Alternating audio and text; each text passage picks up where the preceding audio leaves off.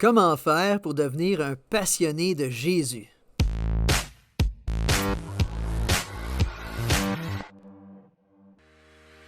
As-tu déjà rencontré des gens passionnés? J'ai un ami collectionneur, il n'arrête pas de me parler de toutes les trouvailles qu'il fait dans les encans.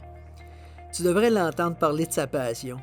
C'est pas compliqué, on dirait que c'est l'activité la plus haute au monde. Il me donne le goût de faire comme lui.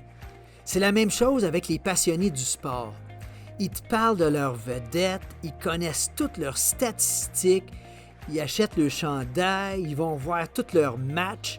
Et si jamais quelqu'un a le malheur de parler en mal de sa vedette, ça sera pas long qu'il va prendre sa défense.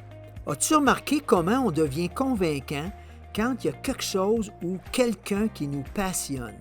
Alors aujourd'hui, j'ai une question pour toi.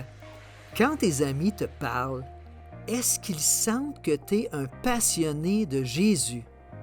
Si tu as répondu oui, c'est merveilleux. Tu fais sûrement partie des personnes les plus heureuses au monde. Si tu as répondu non, c'est peut-être le signe que tu n'as pas encore réellement rencontré Jésus. Peut-être que tu n'as pas encore osé l'inviter à entrer dans ton cœur. Un peu comme tu fais avec un livreur de pizza. Tu le laisses sur le perron, tu prends la pizza, mais tu ne l'invites pas à venir manger avec toi, puis encore bien moins à venir jaser dans ton salon. La bonne nouvelle, c'est que Jésus y attend juste une invitation de ta part pour venir luncher avec toi.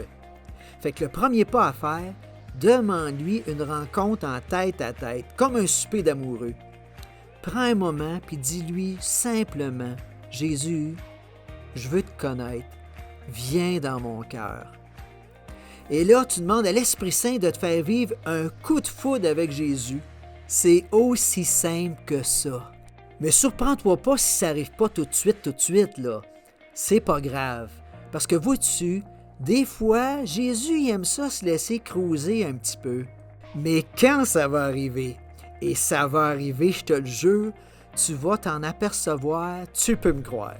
Et après, ça va être tellement facile de parler de Jésus, tu vas même être obligé de te retenir tellement que tu vas être passionné pour lui. Tu vas même te demander comment que ça se fait que tu as pu passer autant d'années à côté d'un si grand bonheur. C'est la grâce que je te souhaite aujourd'hui.